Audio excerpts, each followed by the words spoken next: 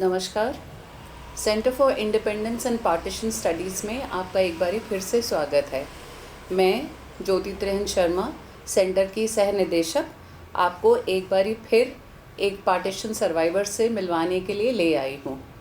आज हम पहुँचे हैं दिल्ली के पश्चिमी दिल्ली के पंजाबी बाग क्षेत्र में, जहाँ पर बहुत समय पहले विस्थापितों को बसाने के लिए जगह दी गई थी और इसी के तहत आज हम मुलाकात करेंगे। आज हमारे साथ हैं चरणदास वाधवा जी, जिनका जन्म 28 जून 1943 को मांझा कोटला एक स्थान है अनडिवाइडेड इंडिया में, जहाँ पर उनका जन्म हुआ था।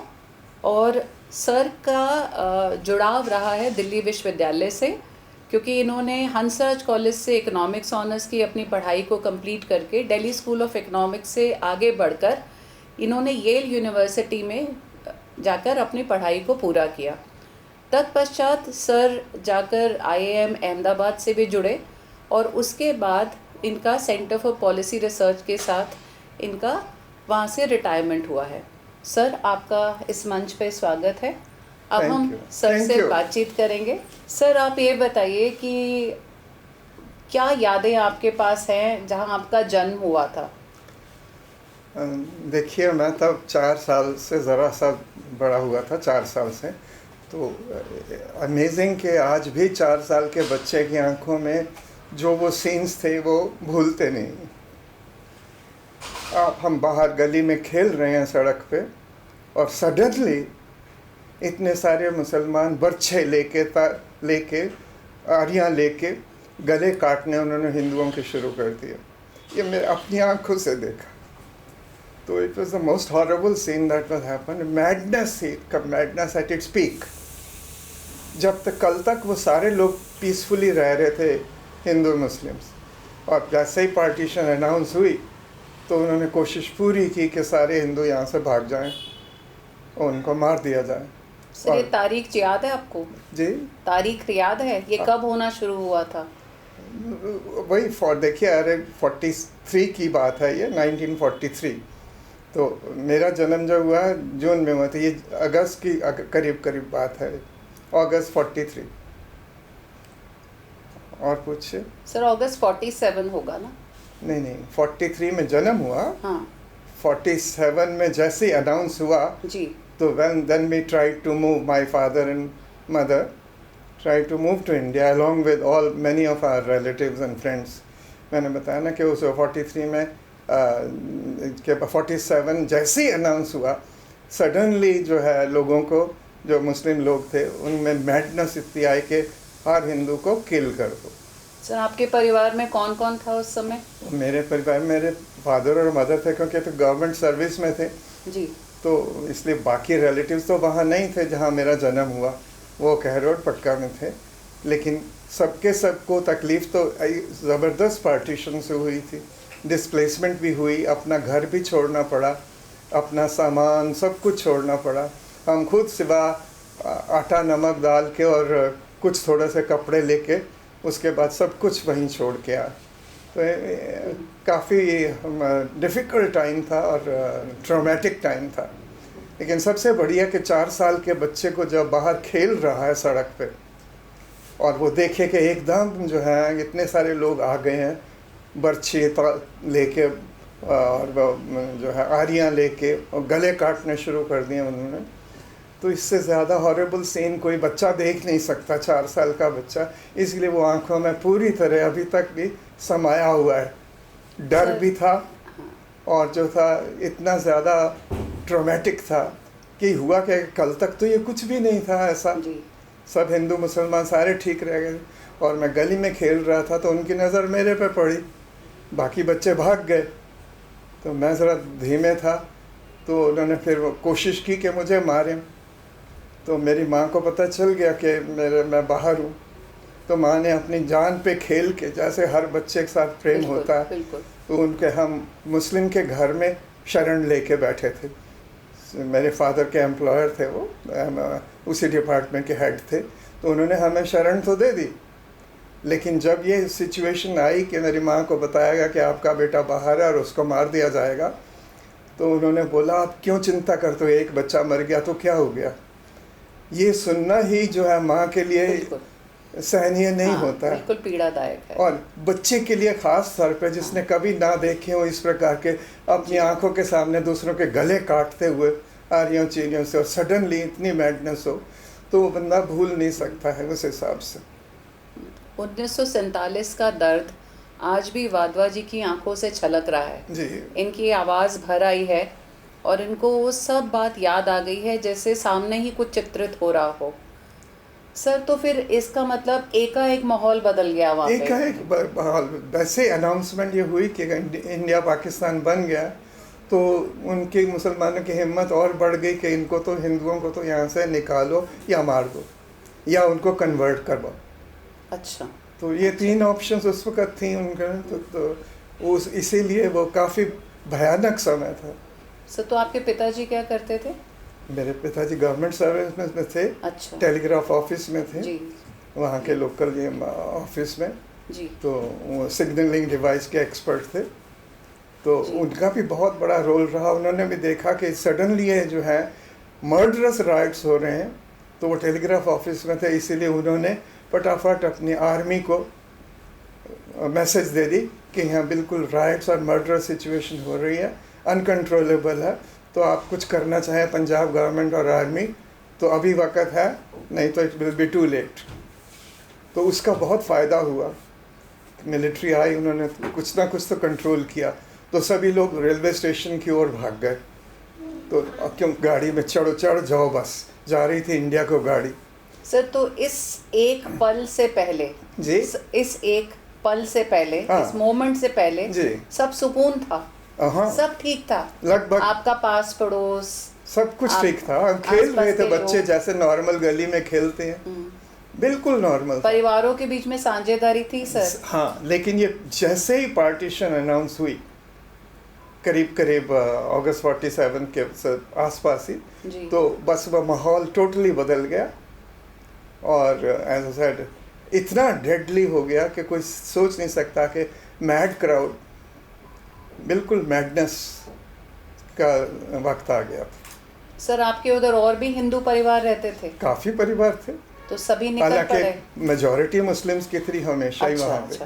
अच्छा। तो पर 30% के करीब तो हिंदूज थे। जी। तो सर आपके भाई बहन? मेरा एक, उस वक्त मैं अकेला बच्चा था। अच्छा। 4 साल का था। तो जी जी। बाद में तो इंडिया में आके मेरा एक छोटा भाई है। सर तो फिर आप लोग वहाँ से बस निकल पड़े? जी, निकल के पर जब मैंने देखा जैसे ही क्राउड हुई, तो मैंने भी कोशिश की कि मैं भाग जाऊँ। सारे रेलवे स्टेशन की ओर भाग रहे थे। अच्छा। मैं इतनी तेज़ तो नहीं चल सकता था, लेकिन फिर भी कोशिश की मैंने। फिर वापस मैं घर की ओर आया तो देखा कि ये तो यहाँ तो सीन ही बिल्कुल कुछ और भी बढ़ता जा रहा है, भयानक से भयानक हो रहा है, जैसा मैडनेस, अश्योर्ड डेथ। जी। तो वो सीन भूलता नहीं आंखों में, ऐसा वक्त इतना रोना आ रहा था कि ये हो क्या रहा है। आई मीन कुछ दिन पहले तक बिल्कुल नॉर्मल था, और आज ये मैडनेस एट डिस्ट्रक्शन लेवल आ गई। तो उसके लिए शुक्र है कि मैं स्टेशन की ओर जाना चाहता था, मैं नहीं गया। लेकिन किस्मत की बात है, मुझे बचना था, तो मेरी माँ ने आके मुझे उठा लिया। मैंने बताया कि जिस मुस्लिम हमारे हेड थे डिपार्टमेंट के, पिताजी के जिनके साथ काम करते थे, उनके मिसेस ने तो बोला एक बच्चा मर जाएगा तो क्या है, तो ये माँ को तो नहीं सहन होगा ना। बिल्कुल सर। तो माँ तो बाहर आई, कहती है मेरी जान चली जाए, मैं अपने बच्चे को तो बचा के लाऊंगी जहाँ तक हो सकेगा। तो वो बहुत ट्रॉमेटिक सीन था सर। तो फिर बस आप तो वहाँ से निकल लिए? हाँ, नहीं, हाँ, फिर पिताजी तो स्टेशन की ओर भागे कि ये बच्चा उधर जा रहा था, है कहाँ, गली में मैं थोड़ा इधर उधर हो गया, उनको नहीं दिखा। जी। तो स्टेशन की ओर गए तो देखा कि सारे लोग ट्रेन में चढ़ने के लिए उतावले हो रहे थे, जो तैयारी कर चुके थे। तो मेरे फादर ने कहा हम भी चलते हैं, लेकिन अब वापस आओ, ले जाओ। तब तक वो ट्रेन चल चुकी थी, और सारी की सारी ट्रेन का एक को कत्ल कर दिया गया जो भी हिंदू उसमें थे। We got saved there also. तो आपने वो ट्रेन नहीं ली? नहीं, मैं स्टेशन तक नहीं पहुंच पाया, मैं वापस आ गया। अच्छा। बच्चे को इतना तो पता था कि इसके आगे का मुझे रास्ता नहीं है, लेकिन पेरेंट्स को मालूम तो नहीं था कि ये भीड़ के साथ स्टेशन पे चला गया होगा। तो माताजी पिताजी से अकेले तो स्टेशन पे चले गए, तो उन्होंने भी फैसला कर लिया कि अभी थोड़ा टाइम है गाड़ी में जाने का, तो हम भी जाएं। पर जब तक हम तैयारी करते वो सारी की सारी ट्रेन चल चुकी थी, और वही ट्रेन एक एक बंदा का कत्ल कर दिया उन्होंने, जो भी हिंदू थे उसमें आ रहे थे इंडिया। सर तो गाड़ियाँ भी बहुत सीमित चलती होंगी ना उस टाइम, बहुत लिमिटेड गाड़ियाँ चलती हाँ, बहुत होंगी ना? लिमिटेड गाड़ियाँ थी, पर थी तो सही ना, चल तो रही थी इंडिया, गाड़ियाँ आती तो थी उस वक्त गाड़ियों सर, तो को। फिर आप अपने घर से माँ जी और पिताजी के साथ निकल आए जी, और फिर कहाँ आए सर? स्टेशन पे? सबसे पहले हम जो है दिल्ली ही पहुँचे थे, अच्छा, क्योंकि यहाँ पे फैसिलिटीज थी। सर ट्रेन से पहुँचे थे? ट्रेन से पहुँचे थे। और रास्ते में कोई असुविधा लगी या कुछ ऐसा? हाँ, डर तो हमेशा लगता रहता था, लेकिन लकीली सारे उसमें हिंदू थे बाई एंड लार्ज। कोई अच्छा। मुसलमान थोड़ी वापस आएगा, बिल्कुल। तो इसलिए वो तो हम बच गए। पर जिस ट्रेन में हम नहीं चढ़े, बताया ना, एक एक बंदा उसका कत्ल कर दिया राइटर्स ने। सर तो लगभग कितना समय लगा आपको वहाँ से दिल्ली पहुँचने तक? ये टाइम का तो मुझे नहीं मालूम है, पर मेरे ख्याल में 6 से 8 घंटे तो लगे होंगे करीब करीब। सर तो ट्रेन डायरेक्ट थी? हाँ, ट्रेन डायरेक्ट थी दिल्ली तक? दिल्ली तक। सर तो इस पूरी ट्रेन जर्नी में जी, आपको खाना पीना, किसी से मदद, किसी से लोगों ने सहयोग? तो सब कुछ छोड़ दिया वहाँ पे, हमने खुद छोड़ दिया। कोई भी सामान नहीं ला सके सिवा थोड़ा सा आटा और थोड़ा सा कुछ, और सोना वोना था वो वहीं छूट गया जल्दी में भाग के। तो पेरेंट्स ने इतना तो कर दिया कि चलो खाने के लिए तो कुछ है, तो अपनी सारी चीज़ें हम मुसलमानों को दे आए, गाय भी थी, सब कुछ था। अच्छा। तो वो भी उन्होंने कहा भाई इसका ध्यान रखना, वो भी दूध देती थी तो पता था कि वो उसको मारेंगे तो नहीं, किल तो नहीं करेंगे गाय को, तो हम अच्छे हाथ में दे के आए उसको, पेरेंट्स। तो मेरे पेरेंट्स भी बहुत विशाल हृदय के आदमी थे, माँ भी। तो मैंने आपको बताया, माँ ने फिर मुझे आके बचाया और माँ अंदर ले गई, तो उस वक्त मैं तो बच गया। सर तो आपके परिवार के बाकी दादा दादी की तरफ के लोग, नाना नानी की तरफ के लोग, वो भी वहीं रहते थे तब? नहीं, क्योंकि ये तो हम गवर्नमेंट सर्विस में थे। अच्छा। तो हमारे रिलेटिव्स हमारे साथ नहीं रहते थे, हम सिर्फ अकेले थे, और अच्छा, जो कॉलीग्स थे वो थे, और या बॉस थे जो भी थे। वो बताया ना, कैर रोड कोई डिस्टेंस था, 41 मील डिस्टेंस था। तो वहाँ सारे बाकी रिलेटिव थे, वो वहाँ से चढ़ रहे थे इंडिया आने के लिए। सारा शहर कैर रोड का हिंदुओं का खाली हो गया लगभग। सर उस वक्त जब आप वहाँ से निकल रहे थे, कभी ऐसा लगा था कि अब हम वापस नहीं आएंगे? ये तो दिख ही रहा था कि ये जो है, जब किल कर रहे हैं तो हिंदुओं की यहाँ जगह नहीं है। तो जितने भी हिंदू निकल सकते थे, उन्होंने मेजॉरिटी ने डिसाइड किया कि हम वहाँ नहीं रहेंगे। कोई है जो कह रहा था देखा जाएगा हम रह जाएंगे, but that's very small minority. क्योंकि सर हमें बहुत सारे ऐसे वाक्यांश मिलते हैं जिसमें लोगों ने अपने घरों में ताले लगाए और ठीक से बंद किया, और उन्होंने सोचा शायद ये थोड़े समय की बात है, जी, और उसके बाद शायद हम लौट आएंगे, जी, अपनी संपत्ति को, चीज़ों को समेट लेंगे। जी। तो पर वास्तविकता ऐसी नहीं थी। बिल्कुल नहीं, ताला तो हमने भी लगा दिया था, पता था कि ये टूटेगा, क्योंकि इतनी ज़बरदस्त मैडनेस जब होती है तो वो पता चल जाएगा ताला लगाया, तो वो जानबूझ के तोड़ेंगे ही तोड़ेंगे। उस वक्त तो जो था ना, मैडनेस एट पीक थी।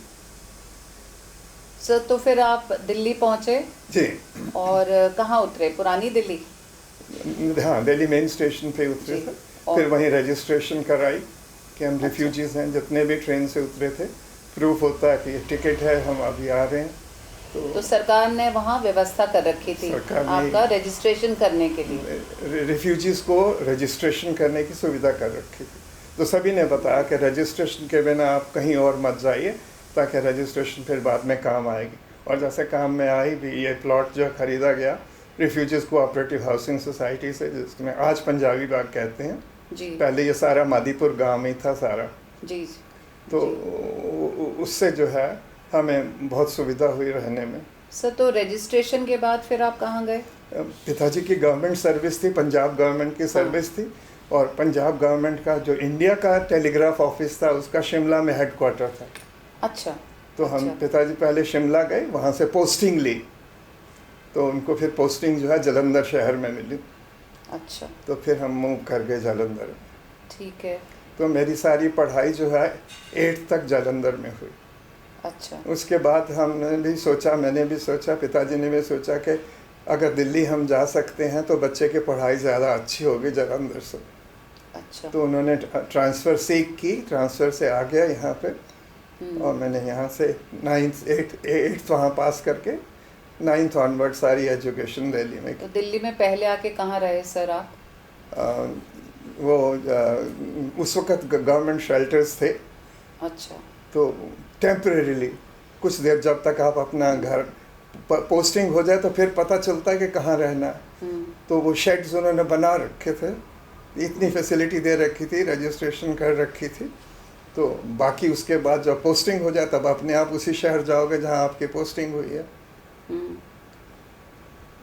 और फिर सर ये अलॉटमेंट कब हुआ जहाँ आप रहते हैं आप? ये हाँ, ये allotment। ये तो हम 8 तक तो जब देखिए 47 प्लस 8 years, लेट्स से 55-56 के करीब हम जी जी दिल्ली दोबारा वापस आए। जी वो इसलिए कि मेरी पेरेंट्स ने सोचा कि पढ़ाई यहाँ ज़्यादा अच्छी है ji. And it paid off also. किसने सोचा था कि हम पंजाब में रहते, पाकिस्तान में रहते तो I would be topper of Delhi university one day. बिल्कुल। Who knew anything about it. लेकिन हमें पढ़ने का बहुत शौक था, बहुत ज़्यादा शौक था। तो दैट हेल्प। सर को पढ़ने का इतना शौक है कि अगर आप देख पाएँ, सर के बिल्कुल साथ हम देख पा रहे हो उनकी ही लिखी हुई 2 पुस्तकें रखी हैं। और सर इकोनॉमिक्स के बहुत ज़्यादा एक विद्वान व्यक्ति हैं जिन्होंने इमेंसली ट्रेन किया है लोगों को इकोनॉमिक्स की डोमेन में। हम अपनी चर्चा जारी रखते हैं। सर उसके बाद आप 12th करके फिर आपने कहाँ से अपना किया? मैंने मेंशन तो कर दिया। फिर आपने दिल्ली यूनिवर्सिटी में अप्लाई किया। जी जी। हंसराज कॉलेज आप गए? नहीं, पहले स्कूल हाँ, 8 से आया था तो डीएवी स्कूल बेयर्ड रोड में यहाँ एडमिशन लिया। बेयर्ड रोड में जी। तो जो है उस वक्त होता था 10th और इंटर। हाँ जी। तब वो ये बने नहीं थे हायर सेकेंडरी।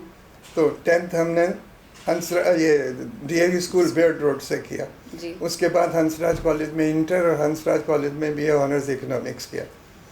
तो फिर दिल्ली स्कूल में अच्छे मार्क्स होने के कारण एडमिशन मिल गया। अच्छा। तो हम I always like economics. So this was in which year sir? बता रहे ना 47 plus 8 years। And after that Delhi university? After that Delhi university. Okay. फिर उसके बाद सर आपकी जर्नी कैसी रही? सेंट स्टीफेंस में अपॉइंटमेंट तो बहुत आसान थी। Two are topper of the university. तो हमारे जो है उस वक्त वाइस चांसलर जो थे डॉक्टर के.एन. राज हुआ करते थे जी। दिल्ली यूनिवर्सिटी के भी, और हेड इधर भी होते थे। अच्छा। तो वो मेरी इंटरव्यू ले रहे थे। तो उन्होंने बताया कि मैं तो इस बच्चे को अच्छी तरह जानता हूँ, तो मैं और इससे ज़्यादा क्या पूछ सकता हूँ। फिर आप बाकी एक्सपर्ट्स पूछ लें। सब पूछ लिया तो I got appointed in Saint Stephen's College. वाह। तो वहाँ से मुझे शौक था बस सर यूएसए में जाने का, पीएचडी करने का वहाँ से। तो अप्लाई किया, मिल गया। क्योंकि मेरे रेफरेंसेस भी बहुत ही बढ़िया थे। जो आजकल नोबेल लॉरेट्स हैं इकोनॉमिक्स में, अमर्त्य सेन की रिकमेंडेशन कौन नहीं मानेगा। अरे वाह। इसी तरह जो डॉक्टर के.एन. राज की जो उस वक्त वर्ल्ड रिनाउंड थे वो भी अपने हिसाब से, उनकी कौन नहीं मानेगा। बिल्कुल। इसी तरह और भी बाकी जो 3 रेफरेंसेस थे वो सारे के सारे टॉप ऑफ द वर्ल्ड थे। तो उनकी रिकमेंडेशन से बिल्कुल मुश्किल नहीं हुई। तो I enjoyed my work at Yale. तो सर जब आप वहाँ गए उस दौरान ये घर मिल गया था, ये ज़मीन मिल गई थी? नहीं, बताया ना मैंने कि 8 साल हम जालंधर रहे जी। जालंधर से जब दिल्ली में ट्रांसफ़र हुए, रजिस्ट्रेशन हम तो पहले ही 47 में करा चुके थे। पर जब दिल्ली आए तो उन्होंने कहा यहाँ रिफ्यूजी कोऑपरेटिव हाउसिंग सोसाइटी बन रही है, अगर आप प्लॉट लेना चाहें तो आप एलिजिबल हैं। तो अच्छा। पिताजी ने उस वक्त प्लॉट ले लिया। ठीक है। और वो हमने 62 के करीब यहाँ बनाया। अच्छा, 62 से आज तक हम आप यहाँ यहीं रहे हैं। सर तो फिर इस घर के साथ तो बहुत यादें जुड़ी हैं। बहुत यादें जुड़ी हुई हैं। सर तो माँ जी और पिताजी को कैसा लगा? एकदम उनके जीवन में तो पूरा बदलाव आ गया। बिल्कुल। पर हिम्मत वाले बहुत थे, उनमें पेशेंस बहुत थी। और उनमें ये था कि अगर बच्चे को शौक़ है तो मैं उसको ज़रूर पढ़ने दूंगा। ये नहीं कहूँगा कि मैं इतना हाई इनकम नहीं हूँ कि अफोर्ड नहीं कर सकूँ। और मेरी भी खुशकिस्मती थी, मैं हमेशा स्कॉलरशिप होल्डर रहा in every class from beginning to end, इसे कहते हैं including Delhi School of Economics. जहाँ चाह वहाँ राह बन गई। प्रभु की कृपा थी। सो पेरेंट्स के ऊपर बर्डन कम हो गया, तो उनको भी पता था कि इसको शौक है पढ़ने में, तो अपनी जी जान से परवाह नहीं करते थे घर में रोटी चले ना चले, पर बच्चे की किताब लेना बहुत ज़रूरी है। इतने कम पेरेंट्स मैंने देखे हैं जो अपने बच्चे को शौक देख के अपनी बेसिक नीड्स को भी सेक्रीफाइस करके बच्चे की हेल्प करेंगे। सो दे वर वेरी ग्रेट। सर जैसे हम आप लोगों से मिलते हैं, हमारा ये एक्सपीरियंस कहता है कि जो भी लोग विस्थापित हुए हैं वहाँ से, अनडिवाइडेड इंडिया से आए हैं, उन्होंने अपने बच्चों को एम्पावर किया है एजुकेशन के थ्रू। बिल्कुल बिल्कुल। किसी ने हाथ नहीं पसारे, बिल्कुल। किसी ने कुछ भीख नहीं मांगी, बिल्कुल। लेकिन उन्होंने एम्पावर किया कि एजुकेशन की तरफ जाओ और अपनी एक जगह बनाओ। बिल्कुल बिल्कुल। सर पर उसके लिए भी तो होना चाहिए कि बच्चे में लियाकत है, शौक है। जी, दोनों काम दोनों ज़रूरी हैं, और इस केस में दोनों को इंसाइट कर गए तो बहुत अच्छा रहा, आसान रहा। फिर आपकी जर्नी कैसी रही सर? फिर आप येल यूनिवर्सिटी गए? जी, सेंट स्टीफन्स के पढ़ाने के बाद येल ज्वाइन किया, वहाँ से पीएचडी की जी, और उसके बाद 2 साल मैंने यूएसए में यूनिवर्सिटीज़ में पढ़ाया। वाह। तो तब IIMs खुल चुके थे, they were looking for people. I was interested in coming back home also. जी, So I got selected and then I joined IIM Ahmedabad in 64. Okay. 64 में हम यूएसए गए थे, 65 to 60, 68 में आई ज्वाइन किया। अच्छा, तो करीब करीब 17 साल IIM अहमदाबाद रहे और 20 साल फिर सेंटर फॉर पॉलिसी रिसर्च। सीधा एकेडमिक कैरियर है by and large. IIM Ahmedabad को भी आपका बहुत योगदान रहा है। जी, हम मेरा ही क्यों रहा, मेरे सारे कॉलीग्स इतने ब्राइट थे, तो तभी तो IIM Ahmedabad was always number 1 और आज तक नंबर 1 है बिल्कुल, रैंकिंग्स में। तो वो भी खुशकिस्मती थी। तो मेरे कॉलीग्स जो थे वो भी कम नहीं थे, they were international heroes in their own field, जितना कर सकता है बंदा। सर आज आप उम्र के जिस पड़ाव पर हैं, आपको ऐसा लगता है कि जो कुछ इतिहास में हुआ ये क्या था, होना चाहिए था, नहीं होना चाहिए था? अब ये तो नहीं कह सकते नहीं होना चाहिए, वो तो घटित हो चुका है, लेकिन उसकी छाप आज भी है। बिल्कुल है सर, तो उसको आप कैसे देखते हैं? जी, देखिए मैंने बताया ना कि इसके दोनों इफ़ेक्ट्स हैं। लोग नहीं चाहते थे अपना घर छोड़ना कभी भी पर, लेकिन मजबूरी थी, और उनको ये भी पता चल गया था कि यहाँ उनकी जगह है नहीं। इन्होंने बाद में कन्वर्ट करवा देना ज़बरदस्ती या और कोई तरीक़ों से तुम्हारी लाइफ को मिजरेबल बना देना। तो इसीलिए सभी ने, काफ़ी लोगों ने डिसाइड कर दिया, I would say 60-70% of the people, maximum 30% रहेंगे, और वो भी बाद में उन्होंने देखा कि पाकिस्तान में सिचुएशन बदलने वाली नहीं है। उनके बाद फिर भी और भी लोग आए पाकिस्तान से वापस। तो अच्छा ही रहा। मैंने बताया, उन्होंने बताया कि रिफ्यूजीज़ हैं लेकिन हम वो मांगने वाले नहीं हैं, और हम अपनी मेहनत से एजुकेशन के थ्रू बच्चों को एम्पावर करेंगे, तो उसका बहुत फ़ायदा हुआ। Sir, how do you look at political leadership at that time of India और पाकिस्तान? सर, जो भी क्राइसिस हुआ, देखिए पॉलिटिकल लीडरशिप का तो रोल बहुत लिमिटेड था, क्योंकि ऑलरेडी मुस्लिम लीग और जिन्ना वाले दे वांटेड पाकिस्तान, और गांधी जी ने भी कह दिया था, महात्मा गांधी जी के, ओवर माय डेड बॉडी, लेकिन ऐसा हुआ नहीं, क्योंकि सरदार पटेल ने कहा कि अल्टीमेटली अगर आप बेंट अपॉन हैं जिन्ना की बात मानने में ब्रिटिश गवर्नमेंट को, और ब्रिटिश गवर्नमेंट को खुद नहीं पता था कि जिन्ना साहब टीबी से है, बहुत बड़े मरीज़ हैं, और अगर वो 2 साल और इंतज़ार करते तो वो रहते ही नहीं। जिस हालत में जिन्ना जी को पाकिस्तान ने उनको भी अच्छी तरह ट्रीट नहीं किया, फाउंडर हैं, नोट पे चाहे फ़ोटो उनकी छाप दी हो, सब कुछ किया हो, लेकिन उनको वहाँ वो इज़्ज़त नहीं मिली जितनी मिलनी चाहिए थी। जी, सबको बाद में पता चल गया कि इसीलिए कि it was a better decision for Hindus to migrate to India, Hindus in Pakistan. Sir in person और एज एन एकेडमिक आपको क्या कभी मौका मिला है पाकिस्तान जाने का? मैंने बताया ना कि मैंने जब IIM अहमदाबाद से एज एन एक्सपर्ट मैं 2 बार पाकिस्तान होके आया अच्छा।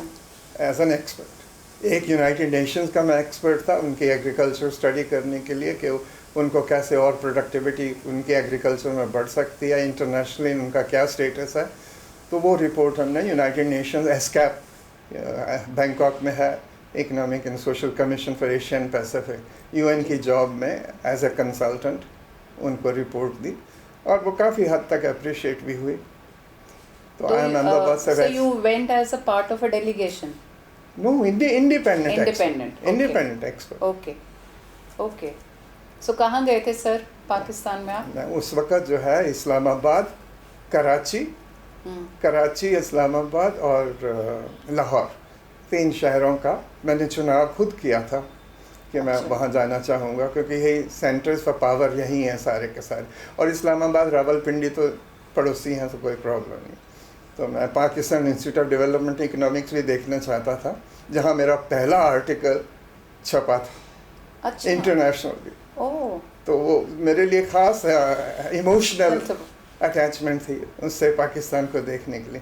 और फिर मैं पंजाब यूनिवर्सिटी के जब सेंटर में देखा तो मैंने बहुत खुशी हुई। ये some problems of India's economic policy उनकी लाइब्रेरी में भी थी और लोग पढ़ते थे। मैं हर लाइब्रेरी में जाकर तो मेरी किताब है कि नहीं है यहाँ पे। अच्छा। और पाकिस्तान तो ये तो कराची में भी थी, मतलब अच्छा। पंजाब में लाहौर में भी थे। तो आई वाज सेटिस्फाइड कि चलिए इनको इतना तो है कि इंडियन एक्सपर्ट से जो है भेदभाव नहीं करें, अच्छे एक्सपर्ट लगते हैं तो उनकी किताब लाइब्रेरी में रख के लोगों को पढ़ने दो। और क्या पता इंडिया पे कोई PhD भी करना चाहिए, रिसोर्सेज से भी तो होना चाहिए। सर तो उस समय वहाँ जाके तो ये पर्सनल लाइफ का भी एक इमोशनल टच रहा होगा ना? बिल्कुल बहुत ज़्यादा। How did you feel there sir वहाँ जाके? Quite well, they were very good, not only professors. मैं वैसे भी जो है एक्सपर्ट गया था यूनाइटेड नेशन का और मेरे IIM अहमदाबाद से और दिल्ली स्कूल ऑफ इकोनॉमिक्स के भी हमारे प्रोफेसर खलीक अहमद नकवी होते थे। अच्छा। तो मैंने उनसे कहा कि मैं पाकिस्तान जा रहा हूँ, बताइए किसी एक्सपर्ट से मिल सकता हूँ। तो उन्होंने कहा कि Pakistan institute of development economics जहाँ मुझे देखने का बहुत शौक था, उनके डायरेक्टर उनके ही रिलेटिव थे या फ्रेंड्स थे, दोनों नकवी थे। तो उन्होंने रेफरेंस दिया तो उससे मुझे बहुत फ़ायदा हुआ। मैं उनके प्लानिंग कमीशन में भी जा पाया, सब जगह रिस्पांस बहुत अच्छा रहा। और लाहौर के गलियों में दुकानदार तो बिल्कुल दीवाने हुए थे, आप इंडिया से आए हैं सब कुछ फ्री ले जाइए, कुछ नहीं हमें चाहिए, सिर्फ हमें हिंदुस्तान की याद आती। तो बहुत इमोशनल टाइम था। तो वहाँ लोग आपसे बहुत अच्छे से मिले? जी बहुत अच्छे रहे। और इतना ही नहीं कि बाद में मैंने बताया ना दो ट्रिप्स मैंने पाकिस्तान में किए पार्टीशन के बाद भी। तो उस वक़्त भी जो मेरे पिताजी के एम्प्लॉयर थे उनको मैं जाके मिला, उनको बताया, उनके लिए किया, तो वो सारे गदगद हो गए। और सबसे बड़ी तो मुझे बात ये लगी कि पाकिस्तान के लोगों में कोई नफ़रत नहीं थी उस वक़्त हिंदुस्तान के प्रति, बल्कि बहुत ज़्यादा प्यार था, अफेक्शन था। बताया लाहौर की गलियों में, अनारकली में भी दुकान वालों ने कहा हम आपसे पैसे नहीं लेंगे। अच्छा। सर कौन से साल की बात होगी ये? करीब भुट्टो साहब की डेथ जो है 75 के करीब होगी, उस 75 के 70s में मतलब आप गए थे? फिर बाद में भी 2 बार गया, बताना टोटल 3 ट्रिप्स किए। अरे वाह। वहाँ बाद में कहाँ गए थे सर? वो इस्लामाबाद में कॉन्फ्रेंसेस थी। अच्छा। क्योंकि मैंने बताया मैं सार्क पे एक्सपर्ट था, एक सार्क पे कॉन्फ्रेंस थी, एक किसी और सब्जेक्ट पे कॉन्फ्रेंस थी जिसमें भी मेरी एक्सपर्टीज थी, तो वो भी किया। तो उससे मुझे मिलिट्री वालों से मिलने का भी बहुत चांस मिला, तो उनको समझने के लिए। और बाद में सेंटर फॉर पॉलिसी रिसर्च में हमारे जो डायरेक्टर साहब थे उनके पाकिस्तान से काफ़ी अच्छे रिलेशनशिप थे इंटेलेक्चुअल लेवल पे। तो पाकिस्तान का जो भी बंदा इंडिया विज़िट करता था वो CPR ज़रूर आता था। अच्छा। Including their former finance minister, including journalist and all that. So हमें काफ़ी मौका मिला उनसे इंटरेक्ट करने का। तो कहीं ना कहीं ऐसा लगता है कि कुछ जड़ें अभी भी साथ ही जुड़ी हुई थी। जी। सर, ये सारी सिचुएशन को देखते हुए जो कुछ भी 47 के बाद से लेकर आज तक घटित हो रहा है, कुछ ऐसा है जो आपको ऐसा लगता है कि ये ऐसा नहीं होना चाहिए था? देखिए, सबसे बड़ी बात तो मुझे ये कभी समझ नहीं आई कि अगर पाकिस्तान बन गया है और हमें नहीं पता था, बच्चे थे उस वक़्त हम, कि वो भी डिवाइडेड हो जाएगा, मुस्लिम्स भी डिवाइडेड हो जाएंगे। ये हमने कभी नहीं सोचा था। पर देखा कहीं ये पसमानदा बन रहे हैं, कभी अहमदिया जो हैं, कभी ये क्लास वो क्लास, उसमें डिवीज़न बहुत ज़्यादा है। तो वो अपने ही लोगों में ही मुसलमानों को मारे जा रहे हैं और डिस्क्रिमिनेट कर रहे हैं। इससे बहुत दुख हुआ हमको देख के। ये सारी एक्सपेक्टेशन से अलग था। मैंने बताया ना, जब जिन्ना साहब को भी उतना भाव नहीं दिया गया जितना देना चाहिए था, और उन्होंने अपनी कॉन्स्टिट्यूशन में भी जो है वो इस्लामिक रिपब्लिक ऑफ पाकिस्तान लिखा, तो और सब कुछ एनकरेज किया, और टू नेशन थ्योरी को हमेशा से वो सब्सक्राइब करते रहे जो रूलर्स हैं। आप देख रहे हैं कि आज का मुनीर असलम जो है वो भी वही बात कर रहा है, we are two nation, two different. ये बात मुझे कभी समझ नहीं आई कि उन्होंने कभी अप्रिशिएट नहीं किया आपका डीएनए एक जैसा है। वो उनका बेसिस ही यही है कि हम हिंदुस्तान से अलग, और हमें हिंदुस्तान जो है अलग नेशन चाहिए, हमें पाकिस्तान अलग चाहिए। तो फॉर्चुनेटली इंडिया ने अपने आप को हिंदुस्तान नहीं कभी कहा। तो आप बताएं, हमारी कॉन्स्टिट्यूशन में इंडिया और भारत ही लिखा गया। वो उनको भी कभी असल में पसंद आया नहीं, वो चाहते थे कि हिंदुस्तान पाकिस्तान बन जाए। तो एनिमिटी उस तरह और भी बढ़ती गई कि ये सेकुलर बने फिरते हैं। सो ये काफ़ी पेनफुल एक्सपीरियंस था। और कभी भी ऐसे पाकिस्तानीज़ ने रूलिंग क्लास, ब्यूरोक्रेट्स और मिलिट्री और मुल्लास, इन चार के कॉम्बिनेशंस ने पाकिस्तान को कभी हिंदुस्तान से जुड़ने के लिए जो है ना कोई भी उम्मीद नहीं छोड़ी। सो सॉरोफुल। तो रियलिटी रही है। आज भी स्थिति सर काफ़ी विघटनकारी ही है। स्थितियों में कुछ विशेष परिवर्तन होता नहीं है। हाँ, बिल्कुल बिल्कुल। बॉर्डर्स की इनसिक्योरिटीज़ भी हम देखते हैं, और तरह के जो अपवाद भी खड़े होते हैं वो भी विजिबल होते हैं। वही तो हमें तो असल हमने इकोनॉमिक्स में यही सीखा था कि इकोनॉमिक्स यूनाइट्स, पॉलिटिक्स डिवाइड्स। आप ट्रेड करिए, अपने आप एम्प्लॉयमेंट बढ़ेगी, लोग इधर आएंगे, लोग उधर आएंगे, एजुकेशन इधर होएगी उधर होएगी, उससे फ़ायदा होगा। पर उनको Pakistani never convinced of it. तो उन्होंने अलग ये रहना सबसे अच्छा समझा, और मुस्लिम नेशंस की तरफ एक यूनिटी बनाने की कोशिश की। आज भी वो कोशिश कर रहे हैं कि नेटो ऑफ मुस्लिम कंट्रीज बन जाए। तो वो कभी बदल नहीं सकते। They are paying a price for it. और वो प्राइस जानने के बाद भी वो बदल नहीं सकते। कंपल्शंस उनकी ऐसी हैं, ऐसा उन्होंने फंसा दिया और सारी जनता को इमोबाइल कर दिया। कोई मिलिट्री के अगेंस्ट नहीं जा सकता, हर एक को पता है। और मिलिट्री ने बता दिया Pakistan can not exist without military. तो उन्होंने सारे प्रिविलेजेस अपने आप अपने पास खींच लिए, इतने तक के बिजनेस भी फाउंडेशन बना दी, आर्मी फाउंडेशन, और वो सब घुस गए बिजनेसेस में घुस गए। तो ये सच्चा सब कुछ रियलिटी है। तो उन्होंने शुरू से ठान लिया कि हमने हिंदुस्तान से नहीं बना के रखी। बिल्कुल ठीक है। ऐसा हम इकोनॉमिस्ट बहुत उससे दुखी थे कि हमारी इकोनॉमिक्स काम नहीं कर रही। पॉलिटिक्स ही सब कुछ है वहाँ, और पॉलिटिक्स भी इस प्रकार की है, चारों जो थे वो एंटी इंडिया, मिलिट्री हो, ब्यूरोक्रेट्स हों, मुल्लाज हों, आर्मी हो, सारे कॉम्बिनेशन ऐसा था कि वो जनता को पूरी जकड़ में रख के कुछ भी बोलने से बात भी कर देती थी। दे वर ऑल्सो हेल्पलेस कि अगर मिलिट्री नहीं होगी तो इंडिया तो बहुत बड़ी पावर है, हम पे अटैक कर देगा, हम कहीं के नहीं रहेंगे। इसीलिए तो भुट्टो ने कहा था will eat grass but make nuclear weapons. तो रियलिटी यही है कि अब उन्होंने डिसाइड कर लिया कि हमने इंडिया का दोस्त कभी नहीं बना। Unfortunate. Why couldn't we like good neighbours, जिस तरह कनाडा यूएसए हैं वगैरह, जो भी और भी बहुत एग्जांपल्स। ऐसा नहीं हुआ और ना ही होने वाला। सर आप तो बहुत लर्नेड है, इकोनॉमिक्स के डोमेन में बहुत काम किया है, IIM अहमदाबाद से जुड़े रहे, सेंटर फॉर पॉलिसी रिसर्च से जुड़े हुए रहे। सर ये सारी चीज़ों को देखते हुए सर इन सब का प्रभाव, हालांकि अब एक ऐतिहासिक बात हो गई है, 1947 इतिहास में रक्त रंजित तरीके से उभर कर आ चुका है। सर इसका कोई सोशल मैसेज आप देना चाहेंगे क्या? बिल्कुल सोशल मैसेज तो है ही। आप वहाँ के देख लीजिए, मैं जब गया और मेरे और भी कॉलीग्स गए, एजुकेशनल सिस्टम को उन्होंने सारे यंग लोगों को एंटी इंडिया करने के लिए सारी किताबों में लिखा कि इंडिया अच्छा देश नहीं है, इंडिया कभी हमारा दोस्त नहीं बन सकता। ये एजुकेशन में भर दिया, उनके किताबों में भर दिया। तो उससे हमें बहुत दुख हुआ। कितनी भी कोशिश कर लो वो नहीं बदले। तो उससे जो है पेन तो होती है ना, कि रैशनैलिटी भी नहीं चलती वहाँ पे।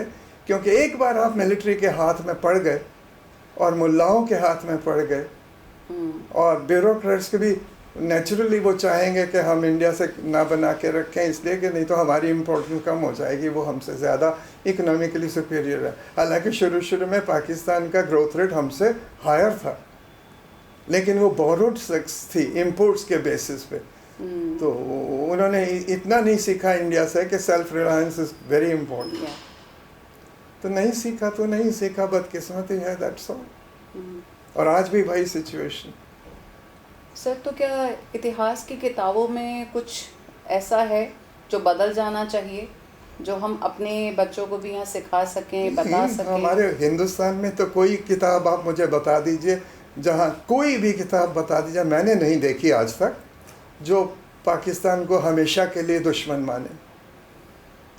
लेकिन पाकिस्तान में जस्ट द रिवर्स है।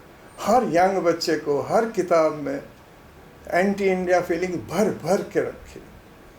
तो कोई उम्मीद नहीं है जब तक ये सिस्टम नहीं बदलता। वहाँ डेमोक्रेसी तो है नहीं, और ना ही डेमोक्रेसी को पनपने देंगे। सर ये तो शायद हमारी बरसों की टीचिंग लर्निंग है, हमारा आइडिया है वसुदेव कुटुंबकम का, एक सद्भावना के साथ जीने की कोशिश है। जी जी। क्योंकि आज हम खुद एक मल्टी रिलीजियस मल्टीलिंगुअल स्टेट की तरह हैं। जी बिल्कुल बिल्कुल। और हम विश्वास करते हैं पूरे by and majority of the people. जी बिल्कुल। सर आज की यंगर जनरेशन को कुछ मैसेज देना चाहेंगे? क्योंकि ऐसा लगता है कि जो इतिहास में हो गया कभी दोहराया भी जा सकता है। पूरा विश्व भी एक तरह की युद्ध की कगार पे ही खड़ा हुआ है, जिस तरह से चीज़ें पनप रही हैं, बदल रही हैं। तो आज के यूथ के लिए कोई मैसेज होना चाहिए सर? बिल्कुल, मैसेज तो सिंपल है कि हमको अनरियलिस्टिक नहीं होना चाहिए। ये सोच के कि हम लोग एक ही हैं, वो नहीं मानने वाले। हमें भी इतनी देर बाद 30 साल तक हम यही रोना रोते रहे, हम अपनी एक्सपर्ट के तारे कि आज नहीं तो कल बदलाव होगा, कल नहीं तो परसों बदलाव होगा। उनको रियलाइज़ होएगा कि दोस्ती से ज़्यादा फ़ायदा है, दुश्मनी से घाटा है। लेकिन पावर स्ट्रगल तो पावर स्ट्रगल होती है।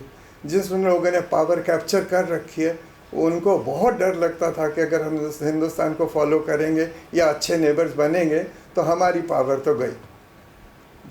वेस्टेड इंटरेस्ट जो थे, दे हैव प्रिवेल्ड। ये सबसे बड़ी मैसेज है कि हम अपनी किताबों में कभी भी ऐसा ना करें कि एंटी पाकिस्तान परमानेंट स्टेचर रहे, जो हमारे लकीली हमारी कॉन्स्टिट्यूशन गारंटी करती। हमारी कॉन्स्टिट्यूशन बहुत बहुत महान डॉक्यूमेंट है, जिसके ऊपर हम चल रहे हैं और पूरी आस्था से चल रहे हैं।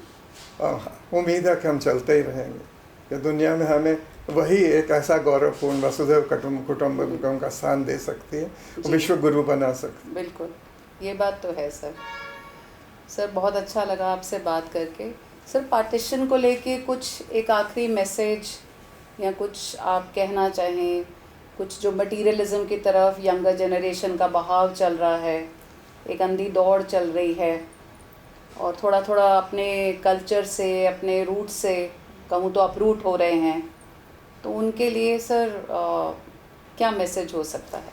नहीं, आप देखिए, उन्होंने तो हिंदुस्तान की फिल्मों को भी बैन किया हुआ।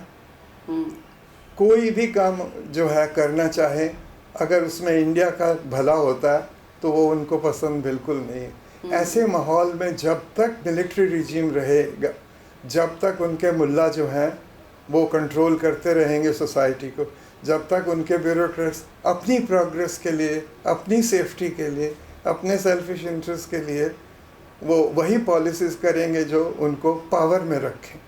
पावर गेम है बेसिकली, एसेंशली। तो इसमें पावर गेम से कभी भी रैशनैलिटी नहीं आती, अकेले पावर गेम से। तो मेरी मैसेज यही रहेगी कि पाकिस्तानी अगर बदल सकें तो किसी वक्त बदल जाएं तो बहुत अच्छा है, लेकिन उम्मीद अब बिल्कुल ख़त्म हो गई है। ऐसे 30 साल से विश्वास रखने वाला 40 साल तक देखते हुए नहीं हुआ तो मुश्किल। सर ऐसी उम्मीद हमने रखनी भी क्यों है? हम इसलिए रखी, सिर्फ इसलिए रखी कि हमारा जो है अगर दोनों में होता है तो दोनों का भला है। हम तो ये समझते हैं ट्रेड और इन्वेस्टमेंट से दोनों के लोग खुश हो। कभी भी एक जगह शॉर्टेज हो तो जैसे दूसरी जगह से आप देख लीजिए, पाकिस्तान में हर चीज़ 400 रुपये किलो सब्जी हो रही है। अच्छा, so on and so forth, इतनी महंगाई हुई, लेकिन वो इंडिया से नहीं लेंगे। इंडिया के आलू हराम हो गए, तो लेंगे तो वो ऐसा तब लेंगे जब बिल्कुल डायर स्ट्रेट्स में उनको कहीं और से ना मिल रहा हो। तो ये दुश्मनी जो भाव है वो इंडिया में नहीं है, पाकिस्तान में है और रहेगा जब तक कि वो जेन्युइन डेमोक्रेसी नहीं बनेगी। सर यहाँ से आगे चलते हुए अगर अपने युवाओं की बात करें, क्योंकि आदरणीय प्रधानमंत्री जी का स्वप्न है विकसित भारत 2047 का, सर उसमें युवाओं का क्या उसके अंदर योगदान होना चाहिए? कैसे देख रहे हैं हम आने वाले ये सालों को 2047 तक?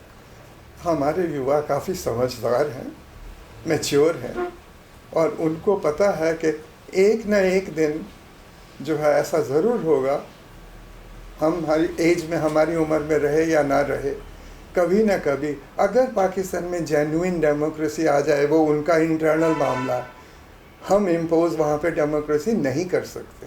बिल्कुल। अगर वो सुधर जाए और डेमोक्रेसी जो है 10 साल 20 साल तक अनइंटरप्टेड चले, तो फिर से उम्मीद बनती है कि we can trade, we can have better relationships with each other. और अब नई प्रॉब्लम जो हुई वो टेररिज्म से आ गई है। बिल्कुल। अब आप वो भी नहीं कर सकते कि कनाडा वाले को कोई पासपोर्ट नहीं चाहिए, कुछ नहीं चाहिए यूएसए जाने के लिए। वो स्थिति अब नहीं रह गई है, टेररिज्म ने और भी बदल दिया, और वो टेररिज्म को कभी छोड़ नहीं सकते एज ऑफ नाउ। कोई जादू हो जाए तो और बात है।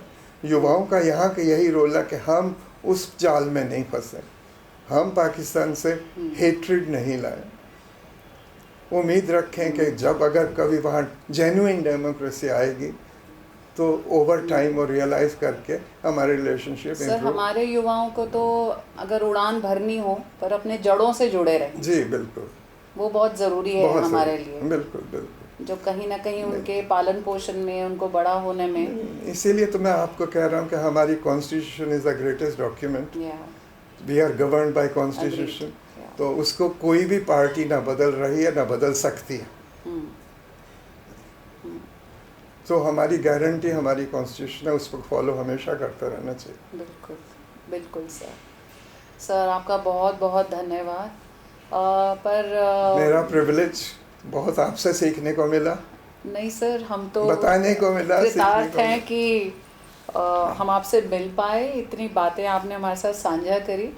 सर इसके अंदर बस एक छोटी सी बात पूछना चाहूँगी, कुछ ऐसा है आपके पास जो आपके माताजी पिताजी कुछ सामान ले आए हों, कोई यादें आपकी जुड़ी हुई हो, कुछ भी उस समय का कोई दस्तावेज़, कोई कागज़, कोई भी ऐसी चीज़ आपके घर में मौजूद है क्या सर? हाँ, काफ़ी चीज़ें मौजूद है मेरे छोटे भाई के पास। अच्छा। माता पिताजी के अभी तक बर्तन हैं। अच्छा। पुराने बर्तन इतने, वो आज तो यहाँ दिखते भी नहीं है कभी भी। बिल्कुल बिल्कुल। तो हिस्टोरिक हैं। और उससे भी ज़्यादा जो है, जो डॉक्यूमेंट्स हैं जो हमारे रिलीजियस हों या स्टडीज़ के हों, वो उनमें भी रिफ्लेक्शन है कि इंडिया जो है वो सही रास्ते पे जा रहा है। लेकिन यहाँ की पॉलिटिक्स अब अपनी अलग अलग हो गई है। जब से ये मुस्लिम वोट बैंक बना है तब से सिचुएशन टोटली बदल गई। ये सिचुएशन मानिए अगर पाकिस्तान में होती, अगर हिंदू 30% ही रहते तो हम भी वहाँ किंग मेकर बन जाते। वोट बैंक हमारा इतना स्ट्रांग होता, उन्होंने ना कभी वो बनने देना, ना कभी ये होना है। तो हमें सिर्फ अपना ध्यान रखना ही उचित है और उम्मीद पे जिएंगे। हाँ, सेंटर सर आपका आभारी रहेगा अगर आप हमें कोई दस्तावेज़ की वो फ़ोटो खींचने दें या एक बारी अगर देख पाएँ तो हम बहुत आभारी रहेंगे।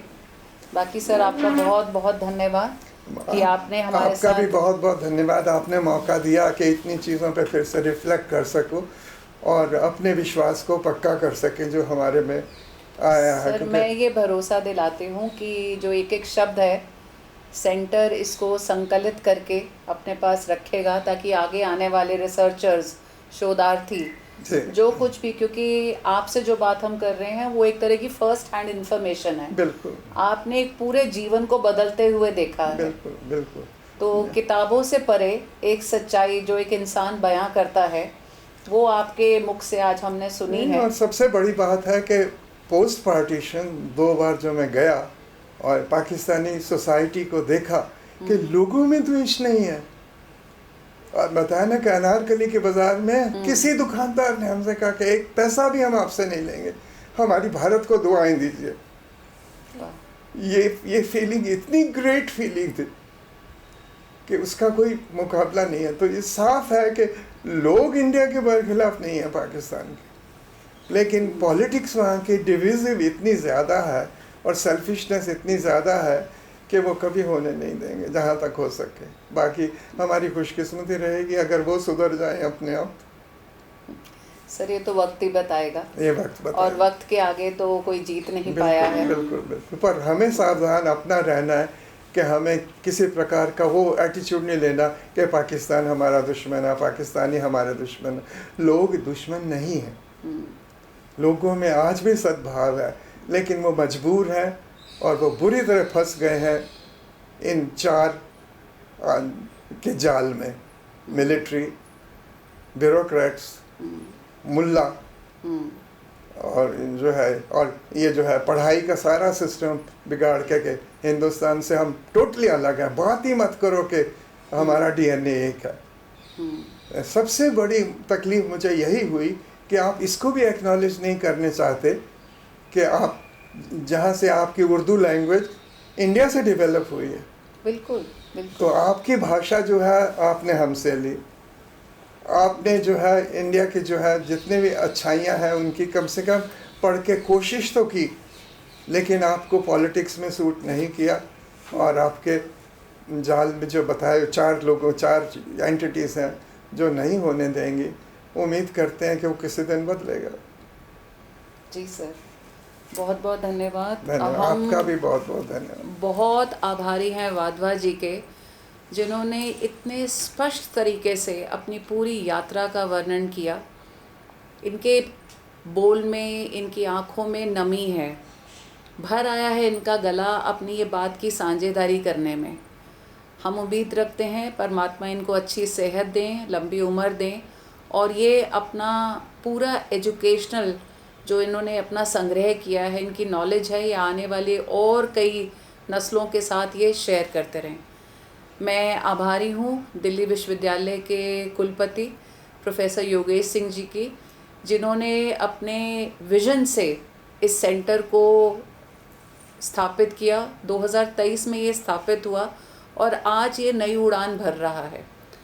मैं आभार अपना व्यक्त करना चाहूँगी सेंटर के डायरेक्टर प्रोफेसर रविंद्र कुमार जी को, जिनके तहत और जिनके निर्देशन में पूरा सेंटर काम करता है। और साथ में मेरा शुक्रिया अदा है सेंटर के टेक्निकल असिस्टेंट गुरजीत सिंह जी को, जो अपने हर समय को निकाल कर हमारे साथ हर इंटरव्यू में जुड़ जाते हैं। बहुत बहुत धन्यवाद, हमारे साथ जुड़े रहिए।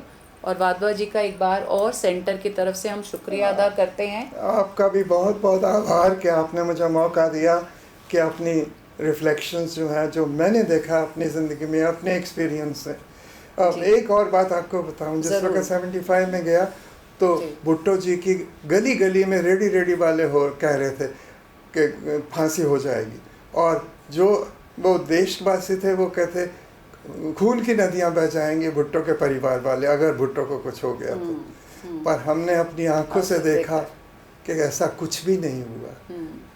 पावर के आगे जब किसी की नहीं चलती तो उम्मीदें बहुत कम रह जाती हैं। फिर भी इंसान उम्मीद पे उम्मीद जीता का है दामन नहीं छोड़ता। और छोड़ना भी नहीं चाहिए। बिल्कुल, उम्मीद का दामन थामे रहिए। इस जनरेशन से निवेदन है वो अपनी उड़ान भरें, ऊंचाइयों पे जाएं, देश का नाम ऊंचा करें। 2047 में हमने एक विकसित भारत को देखना है, लेकिन साथ ही साथ ये बहुत ज़रूरी है कि हम अपनी जड़ों से जुड़े रहें। अगर आप ध्यान दें, हमारी एम्पावरमेंट का ज़रिया हमारी एजुकेशन से आगे जाता है। तो अपनी जड़ों से जुड़े रहिए और देश को नई ऊंचाइयों की तरफ लेकर चलिए। सेंटर की तरफ से, मैं सबकी तरफ से आपका शुक्रिया अदा करती हूँ। धन्यवाद।